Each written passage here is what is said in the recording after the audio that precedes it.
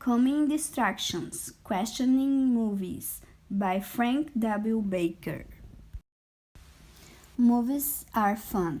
There's no doubt about that, but sometimes movies don't give us the whole story, and that can be a problem. But never fear, there is an easy way to make sure we weren't influenced without knowing it.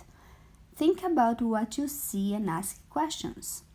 What is left out of the message? Every time cinematographers look through their camera, they frame their shot.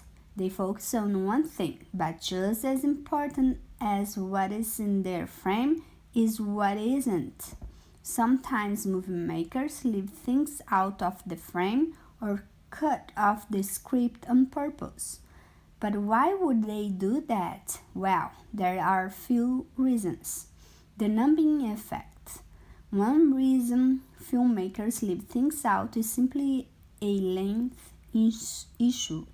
If our legs fall asleep because the movie is too long, we are not going to like it. Movie makers have to decide what to keep and what to cut. Lingo frame. To focus the camera on an object or a scene. Painting a bad picture. Sometimes movies leave things out that would make them lose momentum. Fast-paced, action-packed car chase movies are exciting to watch. Violent fight scenes are thrilling to see, but movies don't always show the effects of these actions. Watching people clean up the damage or go to the hospital just isn't as fun.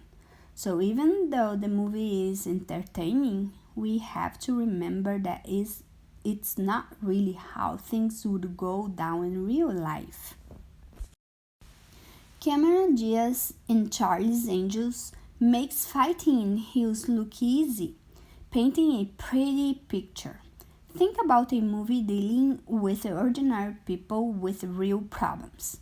Maybe a dad loses his job. Even without a job, the family still has a brand new car, a beautiful home, a fashionable clothes. How can they afford it? Movie making magic. That's how. A leading man doesn't look as good driving a rusty old car. A leading lady, even when she's fighting the bad guys, wears high heels. These tricks make for entertaining viewing, but they don't paint an accurate picture of real life. Try it out. Imagine that you're writing a screenplay about your life. It's getting long, so you have to decide what to leave out. Make a list of things you would not put in a movie about you. Here are some things to consider. Do you show your bad habits? Why or why not? If you don't, does that change the story of the real you? Do you include situations where you got in trouble? Why or why not? How does the message get my attention? So now we know studio thinks a lot about who the movie is for, what they put in the movie and what to leave out. But how do they get the word out? Movie studios advertise their movies like crazy. They market their films in places where their target audience will see it. Trailers for Revenger of the Might Hamburg won't be running during the evening news. Kids aren't watching TV then, but they would be all over the TV right around the time school let us out. Movie studios use more than trailers to grab our attention. They use every marketing trick in the book. Movie posters tell about important features of a movie. They list the title, the stars, and what happens. Start of the movie give you lots of interviews on TV, on the radio, in magazines, and even on websites. Movie makers hope the more you hear about the movie, the more interested you'll be. Blogs or weblogs are become a popular way to promote movies. Bloggers write about movies to create more buzz. Movie critics get to see movies before the public. Their reviews carry a lot of weight. Many people will go to see a movie that gets two thumbs up. Blogs are sometimes used to market movies. Different types of lighting can make two images of the same person look very different. Mixing up a movie. It takes a lot of ingredients to mix up a film. These ingredients all have to work together to keep us in our seats. Why does that matter? Well, if we weren't interested, we won't buy the products featured in the film or tell our friends to buy tickets. In a movie, we see only what the camera sees, and movie makers use this to their advantage. In a scene in Jaws, the director wanted the shark's point of view, so the camera became the shark.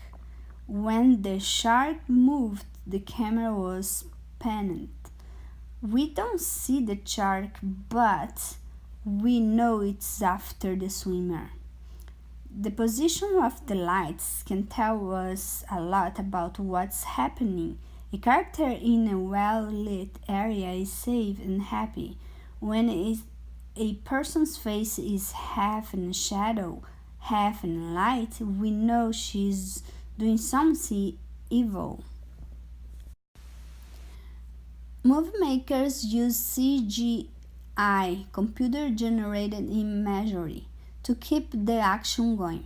Dangerous or imaginary scenes can be digitally created to look like anything they want. The character Gollum from the Lord of the Rings trilogy was made using CGI. The character of Gollum was created using CGI, lingo pen, to move the camera back and forth. Could you imagine a Star Wars without the music? Music is a great trick to keep our attention. Generally, we don't even think about the music, but without it, movies just wouldn't be as exciting. Did you know editors dub in the soundtrack after the movie is filmed? The actors may not even hear the finished soundtrack until they see the final cut of the movie. Lingo dub. Adding a soundtrack to a movie after filming is complete. Jolts per minute. Lighting, music, camera angles, and special effects are all ingredients that make movies exciting and fun. But movie makers have other tricks they use to keep us watching. One of these tricks is called jolts per minute, GPM. GPMs are fast, exciting, quick cuts or action sequences that get you excited. Lingo quick cut, fast in scenes changes that are meant to jolt and excite you. Try it out. Music can play a big role in a movie's GPMs. Suppose Revenge of the Mighty Hamburger needs a soundtrack. Get out your CD collection, pick out some songs that would fit these scenes.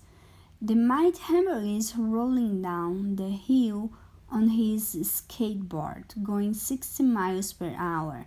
The cops are chasing him and getting closer and closer. The Mighty Hamburger and a beautiful cheeseburger take a stroll along the beach at sunset. Do you use different kinds of music for each scene? Why or why not? Could you use something other than music to beef up a movie's GPMs? The end. Movies are great entertainment, and sometimes they even teach us a thing or two.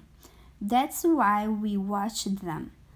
What's cool, though, is that we don't have to believe everything a movie shows. It's totally our choice. So let's go pop some popcorn, watch a movie, and enjoy asking questions.